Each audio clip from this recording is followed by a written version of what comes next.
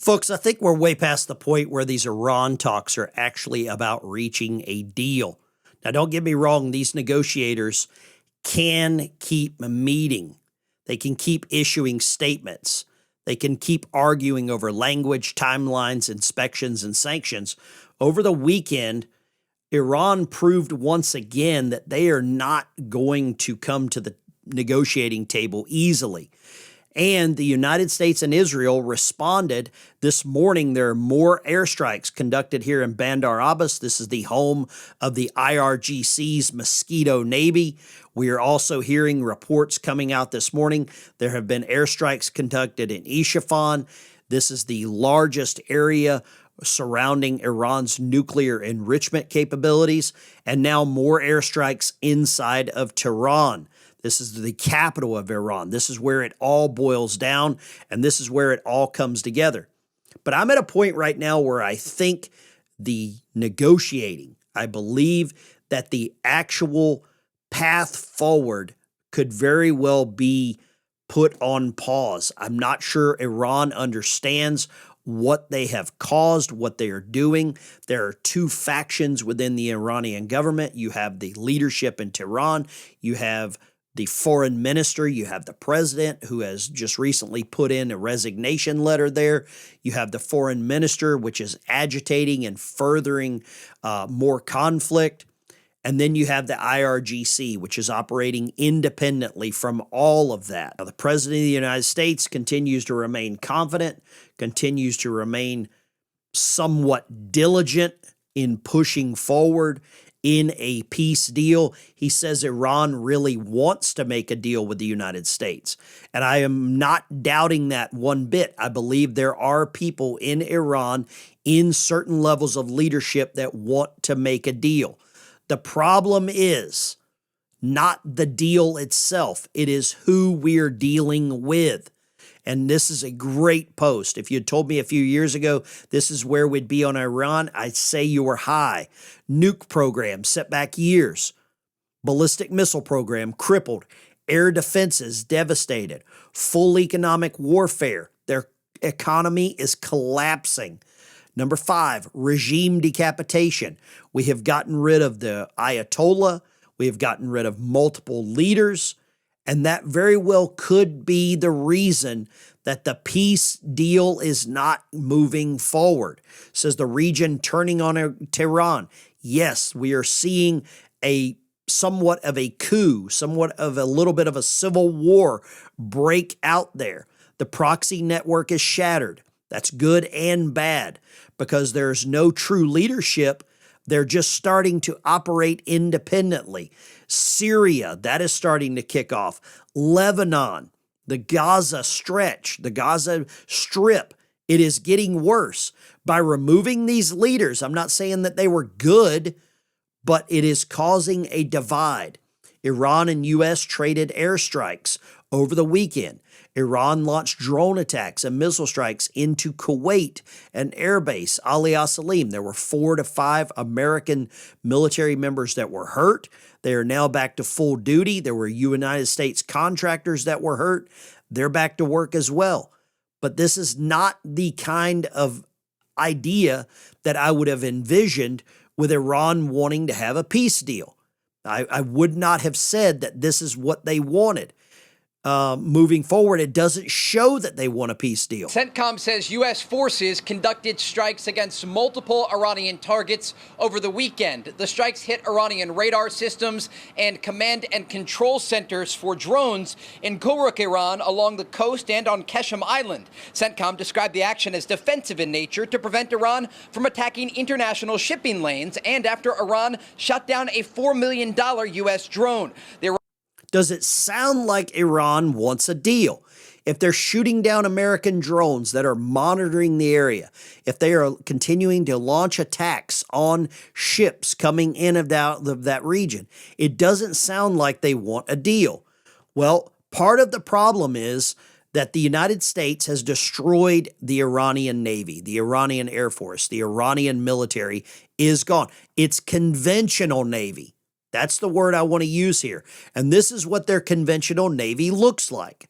It is finished. It is gone. The sad part is this is their current Navy. This is the IRGC. This is operating completely independent, outside of their government control. It is basically turned into a military state. They are running these fast boats 24/7 at patrols within the Strait of Hormuz. And the only way to stop this is to eradicate all of them. And I'm not sure we are prepared to do that right now. It seems like the United States is playing too nice, the same way we have done for years. And I don't think playing nice is what the Iranians understand. They understand power, intimidation, and real military action. So I believe if we're going to get anything done in that area, we need a total eradication of these small boats. We've got reports this morning, explosions near Bandar Abbas and Isfahan. Bandar Abbas is the very important choke point there in the Strait of Hormuz. Isfahan is their large nuclear facility. The nuclear facility is here in the mountainous region. This is where they are creating and trying to enrich uranium. That is what they want to use. There's no signs of them giving up their uranium at this point. It's a very densely populated area. But with Iran not wanting to make any sanctions, wanting to give up any of their nuclear capabilities, that's a problem. That's a real problem. It seems like that is the main holdup with anything that's happening. Iran's foreign minister, the ceasefire between Iran and the United States, without any ambiguity, is considered a ceasefire on all fronts, including Lebanon. So Iran is trying to negotiate from a position of weakness, calling for no more strikes, no more airstrikes by Israel into Lebanon, that Gaza Strip.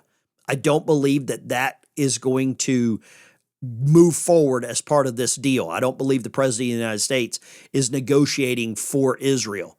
The other thing that we're seeing right now with Iran shooting down these drones, this is a direct attack on United States military capabilities. And that is not something that the president of the United States, Secretary of War, is going to allow to happen, not moving forward.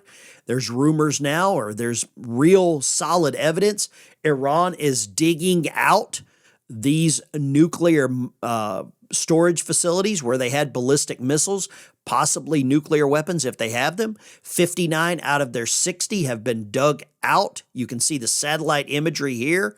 These were previously covered up by bomb damage, and now this is happening. By delaying this inevitable, by delaying the airstrikes that are occurring there, we are going to allow them to get access back to what we tried to stop in the first place, which are these ballistic missiles. We can't allow them to move forward and have any of those. Iranian officials continue to indicate Iran will not accept a U.S. President Donald Trump's most recent demands regarding Iran's nuclear program. So what do you think here? I believe it's time to close the door on the negotiations for a while. Because while we delay and delay and delay, or while we're being delayed, Iran is recovering ballistic missile capability that was covered up. They are going to continue enriching uranium. They are going to continue to harass and try to restrict the flow of traffic there in the Strait of Hormuz. It can't continue. I don't know what other options are available right now except military action, decisive military action. And if you've watched this channel for any amount of time, you know that that is not what I've wanted to see. I have wanted to see negotiations. But when one side, the United States, continues to play by the rules, and one side doesn't play by the rules, that's a big problem.